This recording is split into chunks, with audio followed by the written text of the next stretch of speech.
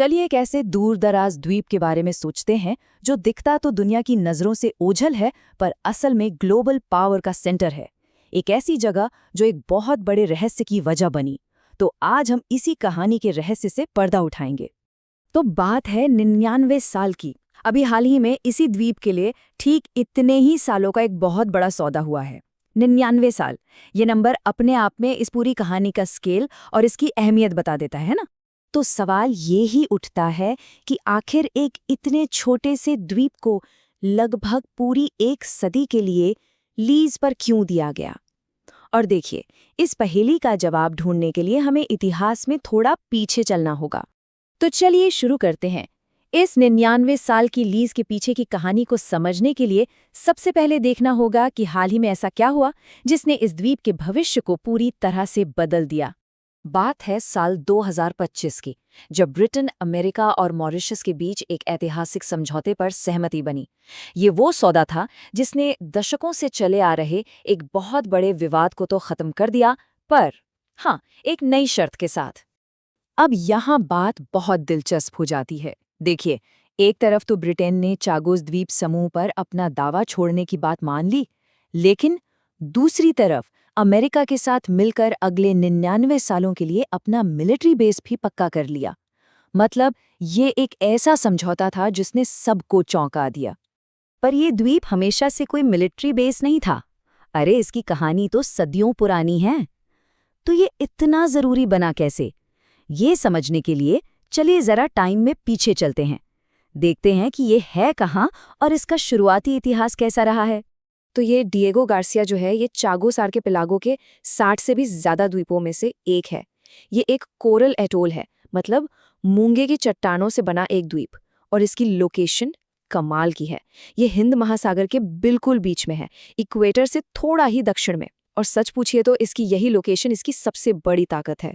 इसकी कहानी शुरू होती है 16वीं सदी से, जब पुर्तगाल के सेलर्स ने इसे पहली बार खोजा। इसके बाद ये फ्रांस के कब्जे में आ गया और फिर 1814 में इसका कंट्रोल चला गया अंग्रेजों के पास। मतलब एक के बाद एक यूरोपियन पावर्स के हाथ में ये द्वीप घूमता रहा। लेकिन इस द्वीप को एक स्ट्रैटेजिक लोकेशन बनाने की एक बहुत बड़ी मानवीय कीमत चुकानी पड़ी, और ये कीमत चुकाई वहाँ के मूल निवासियों ने। जी हाँ, ये कहानी उन लोगों की है जिन्हें अपने ही घर से बेघर कर दिया गया। ये मिलिट्री बेस बनने से बहुत पहले की बात है। चागोस द्वीप समूह पर करीब 2000 लोग रहते थे। इन्हें चागोसियन कहा जाता था। इनकी कई पीढ़ियां वहीं जन्मी, वहीं पली बड़ी।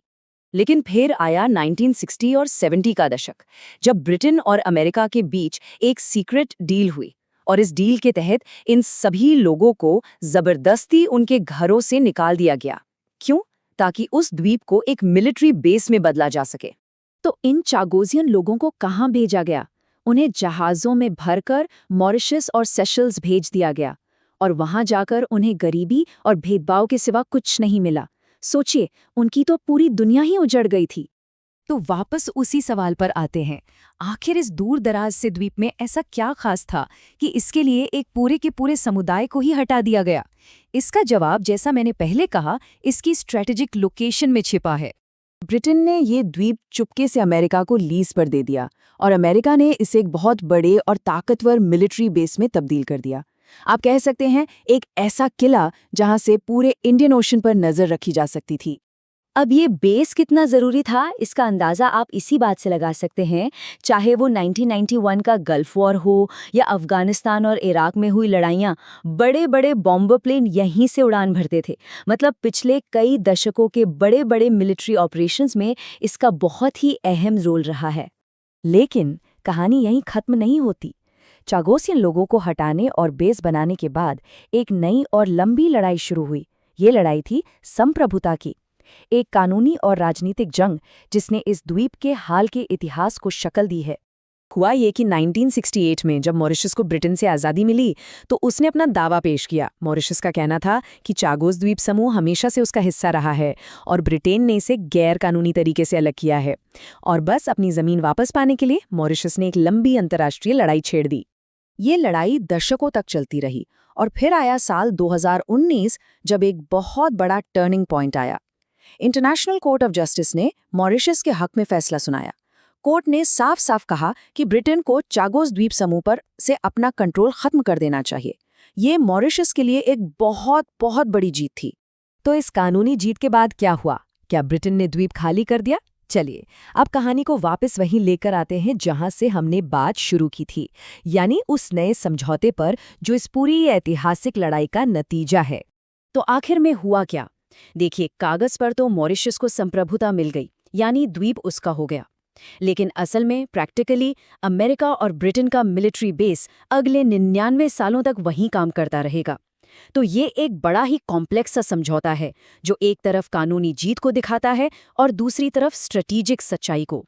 डिएगो गार्सिया की ये पूरी कहानी हमें एक बहुत बड़े सवाल के सामने लाकर खड़ा कर देती है।